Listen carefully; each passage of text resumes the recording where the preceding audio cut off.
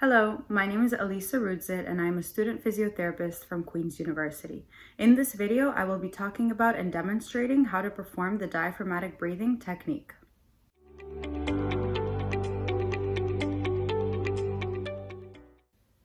So what is diaphragmatic breathing?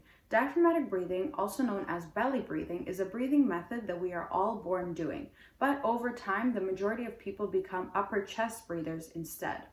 This transition happens for a variety of reasons, including weakness, chronic respiratory conditions, and stress, among others. This breathing technique uses a large dome-shaped muscle called the diaphragm, which works to expand the lungs and allow you to get a maximal amount of air in. When done correctly, breathing diaphragmatically will allow you to use your lungs at 100% of their capacity, which will help you reduce your work of breathing and allow you to feel less short of breath.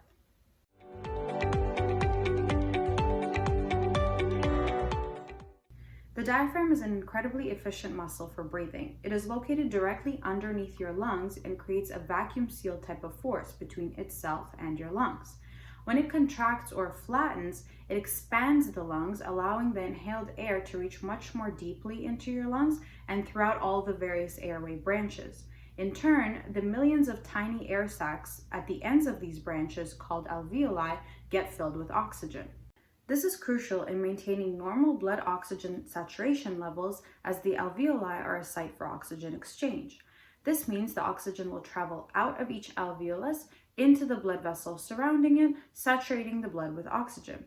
After this inhalation, the abdominal muscles will help to move the diaphragm back into its starting position and give more power to emptying the lungs.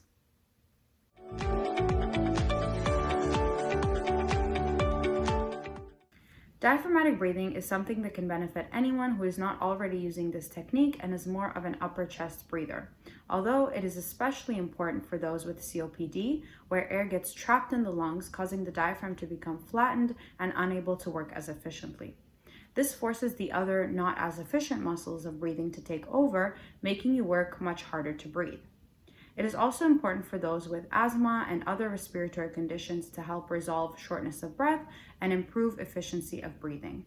In addition to this, diaphragmatic breathing has a calming effect and can therefore be helpful in reducing stress and anxiety.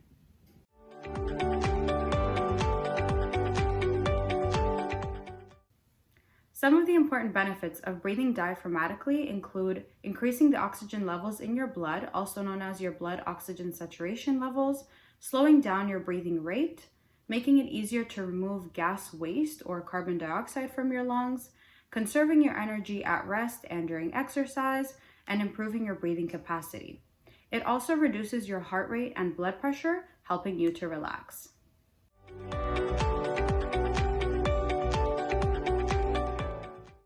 I will now be demonstrating how to perform the diaphragmatic breathing technique on myself. This is a breathing technique, therefore you can do it in lying, sitting, or standing.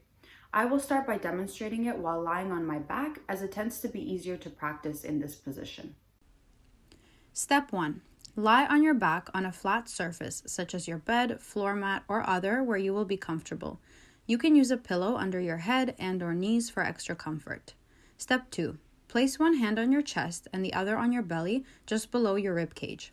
Step 3. Breathe in normally through your nose for a count of 2 to 3 seconds, letting air in deeply towards your lower belly.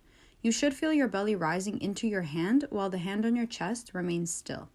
Do not bulge or force your belly out into your hand. This should be a slow, relaxed, and flowing movement. Step 4. Pucker your lips as if you are about to blow out a candle and breathe out through your pursed lips for at least 3 seconds. The hand on your belly should move down slightly to its original position. Do not suck your stomach in. This should be a relaxed movement. Step 5. Relax and repeat. Some helpful tips are: when breathing in, close your eyes and imagine the air traveling in through your nose, down your breathing tube, and into your belly, even though this is not technically happening anatomically. You can also apply slight pressure with the hand on your belly to give yourself a better cue for where the air should be traveling to. And finally, instead of a hand on your belly, you can use something light, like a small stuffed animal or tissue box, and try to make this object rise and fall with each breath. If sitting, start by sitting up straight in a chair with your head, neck, and shoulders relaxed and arms and legs uncrossed. Then follow steps 2 to 5 as explained in the lying position.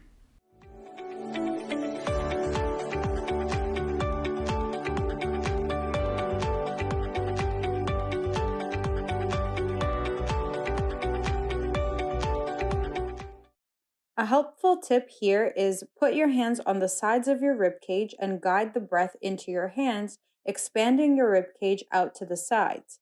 This should be added on while practicing diaphragmatic breathing to help maintain the mobility of your rib cage. If standing, start by standing up straight with the head, neck, and shoulders relaxed. Then follow steps 2 to 5 as explained for the sitting and lying positions.